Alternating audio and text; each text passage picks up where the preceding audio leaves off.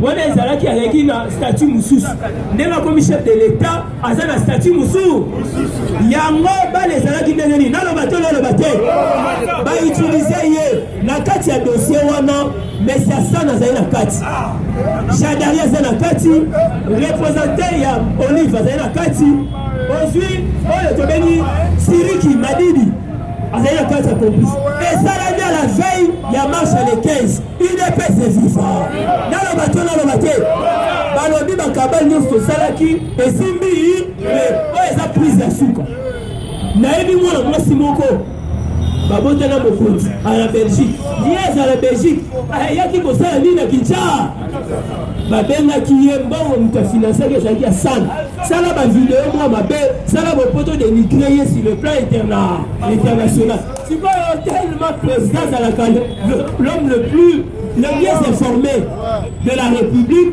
ayebaki daka biso nde bakolo diabo biso nde toyebaka koma komote diabo boye to boye te sikoyo yauti na maison wana nde toneutralisaki boro wana yango bomone madidi même déclaration esalaki oyo bimaka bana mike est-ce qu'on est un langage politique sans vision, sans idée, sans idéologie, sans vision, sans discours?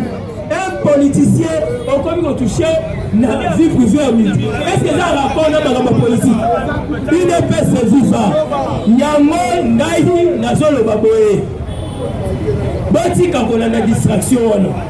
Et puis Gisèle Mpela a escroqué tout le monde ebe na poto ba chino bendie ngai na kutana na chef de l'état ngai na kutana na chef de l'état siko ba tongo a prometté que kutana sa na chef de l'état ba komi otie musukusu ti lelo audience esale maka ke yango bomoni siko kizungusu azongi Belgique to azongi te sans passeport sans papier sans eloko ba toki kaka bobishike il est fait se vivre basakana na chef de l'état te à institution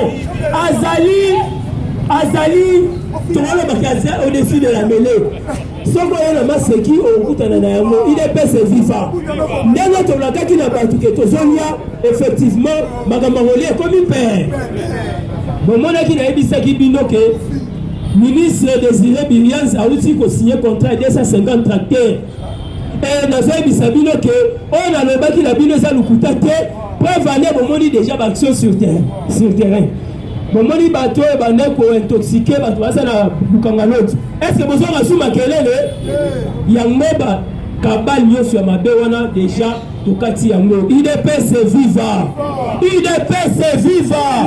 Fatime ete ore epa mutu te okosa oke eloko boye otambola te Fatia azokende kito makambo mutu eza malamu tobetele mabongo lisusu makasi. Merci beaucoup et je vous remercie. Merci de retirer ma boko. Si le professeur José a clôturé mission. UDPS Viva. Déjà, Batossi Mataki, normalement, on a volé trop tôt parce que nous risquons de perdre notre vote sous Bonjour à tous. Parlement État de droit, viva! Et Tchana Moulumba super héros national, viva! Quand on a super héros, il faut bien comprendre, il y a plusieurs héros. Na Congo, depuis que papa et maman sont héros, mais héros il y a aussi un héros congolais, Abima héros pour le souba la balabala, Aza héros. Et nous parlons de super héros national, le vieux Etienne Tshisekedi Bamolonga. Soki Moutouazangi par argument, Asuki, encore marrant la maramboa. Bon, Félix a dit que politique, diplomatie, comme il qu'on a vie privée. Vous voyez, côté politique, échec. Au côté diplomatie, échec. Vous mettez, on doit attaquer la vie privée. Mais ce qu'on doit attaquer, c'est ma bête. Donc, si ma maîtresse, n'a pas de déclaration de lobby, parce que pour l'instant, lobby, pour Michelle Obama, la première dame américaine, alors pour la base, c'est ma maîtresse. Alors, malheur aux maîtresses, il faut être première dame. Ah, nous avons moi si nous été. Bon, tout le monde, grand news dans le monde, moi si on a un na fête, nous avons une maîtresse. Parce que moi ça parlait, kuna yama munioso. Là où se trouve ton trésor, c'est là où se trouve. ensemble. Il a fait vivant. Et puis, nous sommes chef coutumier, président du monde. Basignon Suyaye, Mibali Nyon Suyaye, Bayagnon Suyaye, Balek Nyon Suyaye, Papa Nyon Suyaye, Maman Nyon Suyaye, Naba Nyon Suyaye. Ce que yo maman c'est né. On va sur ce bazar. Les gens ne vont pas commencer à moi ça Félix. Parce que pas sur ce bazar. Ngai mo bana za yo bali ndo ndele kina ndeko na ce que yo zo moya ndeni. Et puis ça c'est fait, yango ba chasser ba benga na Congo, ça Congo. Belge qui est la Belgique. Il y a différence entre le Belge et le Belgicain. Attention, sans ça Belgicain, tu comprends le Belge. Belgicains, ce sont des Congolais qui sont allés en Belgique. Maintenant, mon cas là, d'être Bangladesh, Baba Belgique. Il y a des personnes qui sont allées en Belgique. Tu vois, en Belgique. Côté Moro, côté de Zalanga. Il y a des personnes qui sont. Moi, je vais parler plus d'informations que dans Bilora parce que Bilora n'a pas sa gaz pour rien. Je parlais d'abord de l'économie. La Namibie vient de confirmer au Tolobaga. La Namibie vient de confirmer 27 300 tonnes. Il y a un chercheur. Et comme une journal de Namibian. La Namibie va lancer au Congo 27 300 tonnes de chercheurs. Thomson, Mbolong. Oyoka Mbolong. Nani na moyo kali parce qu'on t'a muté ça va et ça va bien parti ça allait bien vous quand tombola to ba osanga bilo ba osala hôtel les États-Unis ba président ba do ba ya mbangu po so raté Congo ozangi nyonso et d'après ce vivant au moment du président Portugal c'est Kassegagal ai bisa do songa ndi bozala. Parce que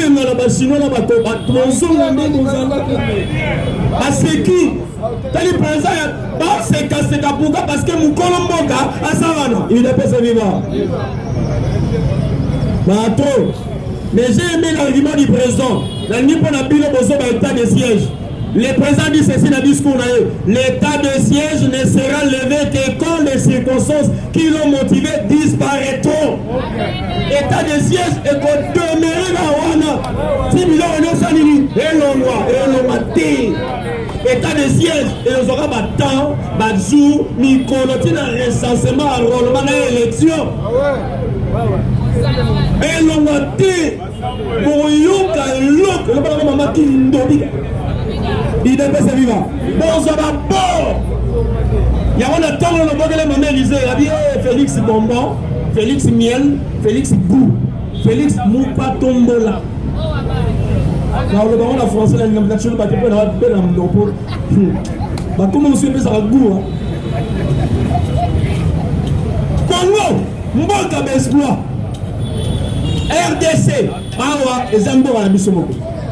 Le Congo a exploré au premier semestre 2021 un volume de 6 300 000 tonnes de carats diamants pour une valeur de 65 millions de dollars. C'est un budget pour le budget. Le budget ne soit pas budget provisoire. Même nous comme appelle ça la provisoire. Bon, on budget on fait ça peut ça sur la campagne. Comment pendant 100 milliards de dollars. Parce qu'on tourne et où d'abord pas la bino miibi. Non, on a mort la biso. Miibi non c'est bon ça mort la caisse il y a l'état. Comment dire ouais c'est comme à qui voilà. A détourné 5 millions. Il faut sortir la caisse à l'état. Affaire Bukangalonzo. Bakamaki no abeseko. À la prison. Et détournement à 5 millions. Bon, parce que yo, le bac, il m'a beaucoup au Souka, ou à ma tata en pognon, au son à la prison. Le rappel, il y a un bon moment, au yéba, au yoke et l'eau. Et d'après ce vivant, chers combattants, une chose. J'aimerais parler d'une chose. Non, mais de la politique, mais j'aimerais parler d'une chose. Tant que tu as pour m'envoyer de pêche. Tout le monde qui est ici n'est pas membre de PES. Je mens? Non. Tout le monde ici n'est pas membre de PES. Il y a des membres effectifs, il y a des sympathisants, Il y a ceux-là qui adorent UDPS, mais qui ne sont pas membres à UDPS. Il y a des Congolais, mais on ne peut pas rendre ces lieux formés d'attention. Parce que tout le monde a un quota, tous en bateau circuité. UDPS est vivant. Mais dans le statut à UDPS, autant on va bien le statut, dans l'attribution chef du parti, le président du parti, on dit ceci. Le président du parti est pleinement informé des manifs, des babilons qu'il y a UDPS, des organes et des structures. Il est informé. Quand on dit organe, c'est la fédération, la section et la cellule. Quand on dit structure, force du progrès, Ligue des femmes, Ligue des jeunes, Parlement debout. Parce que eux, ils ont affaire de lance, il y a eu de peste. L'œil, l'oreille, les bras, les nez, les dos, il y a eu de peste. Nous avons créé le corps sur le fait, tiens, on a bien un Parlement debout.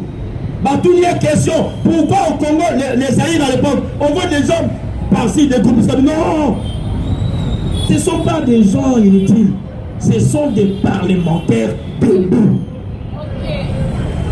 Ils sont là pour appuyer et puis pour mettre la pression. Ah, son salut madame, tu répètes le maboko. Il y a un gars qui répète le maboko. Répète le maboko, Yanni. Répète le maboko. Eh, tout le monde dit que c'est un moustique. Tu vas répéter le maboko, c'est la barote. Pour ça, on se met le maboko, soit à côté de le maboko. Étouffement. Il y a un moustique qui se met le maboko, à bon moment. Mettez le maboko, on couvre. La maboko, on couvre. La Bible dit ceci: une foi morte n'est pas une bonne foi. La foi des œuvres, ni ça les a wapi. Qu'on le veuille ou pas, une foi doit démontrer ses œuvres. Aujourd'hui, à l'UDPS, les autres sont partis et ils veulent maintenant nous apprendre. Il y a un calme, il y a un patient. Yo, ton bundagi ensemble.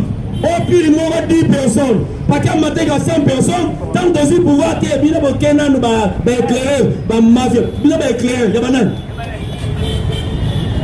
Tant qu'on voulait éclairer, c'est la gueule.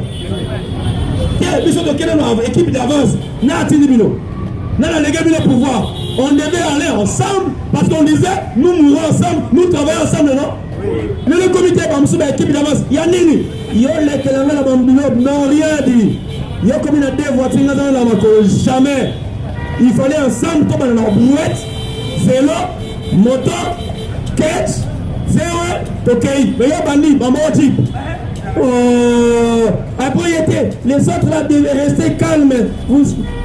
Maman calme, calma, quelle est la calma? Ah, UDPS, nous sommes dans la structure, il y a pression. On doit mettre la pression afin qu'ensemble nous puissions y aller travailler, n'est-ce pas? Oui. On va vers la fin du mandat, prenez le mandat Félix. Malgré tout, on ainsi de suite, mais les autres en ont profité.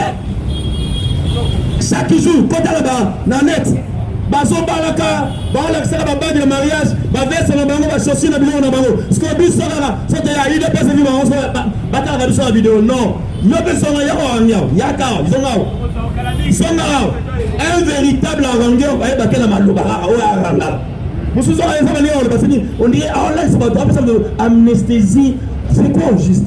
Un combattant ou un bunda va être dans l'arme, c'est la parole. Il a l'aura. L'aura est saliwana, il est pas vivant. Même le vieux Étienne, lorsqu'il sortait à Betiga Moko, deux mois la télévision discussion. À Beta Moko a épilogué. Et c'est là qu'il y a deux mois la télévision. Épilogué veut dire quelqu'un qui parle d'une chose, mais ça la connaissance dans votre vie. Il est pas vivant. À Beta Moussou, à Moko, et Beta va tout même Fatih Nicolas, Beta va 6 minutes. Oui, mais c'est pas le problème. Lorsqu'un véritable rangueur balance une chose, ils ont saisi. Mais on ne peut pas être un rangueur pleurnichard. Au moins, il y a un bonissard. Non, non, bonissard. Oui, peut-être qu'il devait faire un combat. Nous sommes les combattants, non? On doit combattre du jour au jour jusqu'à l'arrivée de Jésus. Il devait se vivre. Il y a un faux. Il y a un qui m'a dit, là, nous ignorons. C'est comme si on oublie.